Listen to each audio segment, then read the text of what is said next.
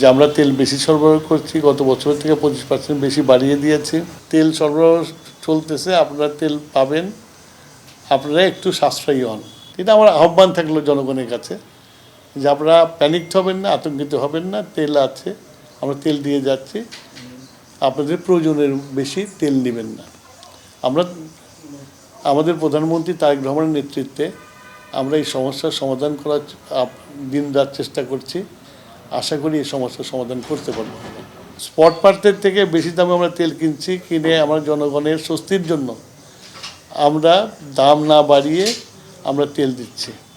সেই জন্যই আমি জনগণের কাছে আহ্বান করছি যে আপনারা প্যানিক করবেন না, আপনাদের প্রয়োজনের বেশি তেলটা নেবেন না। এটা আমার জনগণের কাছে আহ্বান। এবং জনগণ যদি কোঅপারেট না করে তাহলে সিস্টেম ঠিকমতো চলে না। জনগণের কাছে আহ্বান, আপনারা ধৈর্য ধরেন, তেল যেটুকু প্রয়োজন সেটুকু নেন, তেলের সমস্যা হবে না।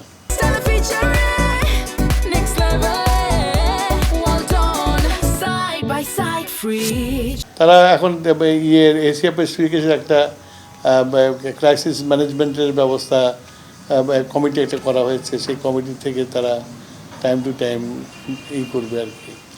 এটা একটা বড় ক্রাইসিস। তো যাই হোক, আমি এইটুকু খালি বলতে পারি যে আমরা তেল বেশি সরবরাহ করছি, গত বছর থেকে 25% বেশি বাড়িয়ে দিয়েছি। এবং পেট্রোল পাম্পে আমরা তেল ডেলিভারি দিচ্ছি। এখন জনগণের সহযোগিতা প্রয়োজন, যাদের যা প্রয়োজন তার চেয়ে বেশি তেল না নেওয়ার জন্য আমি সবাইকে অনুরোধ করব। আমি তো তেল সরবরাহ করছি, তাই না? আমি তো তেল সরবরাহ, মজুদটা তো এইভাবে থাকে না, আসে যায়। সুতরাং আমি যেটা বললাম যে আমরা সরবরাহ করছি, 25% বেশি সরবরাহ করছি। শুধু গত 2 দিন বন্ধ ছিল, সেই জন্য একটু পেট্রোল পাম্প তো কিছু বন্ধ ছিল। এখন তো আবার শুরু হয়ে গেছে। 10 দিন তো এইটা তো মানে ছুটি, ঈদের পরের দিন তো ছুটি।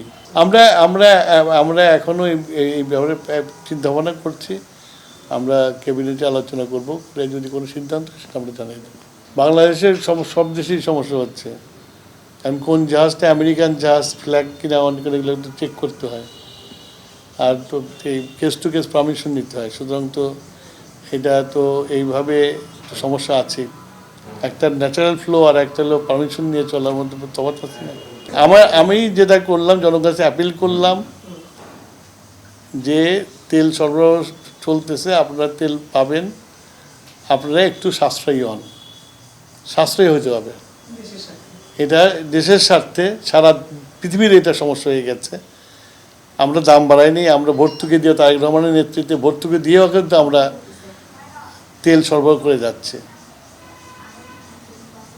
তো সেইটাকে মাথায় রেখে যারা গাড়ি ব্যবহার করেন, গাড়িতে যারা চলেন, মোটরসাইকেলে যারা চলেন, তারা একটু সাশ্রয়ী হন।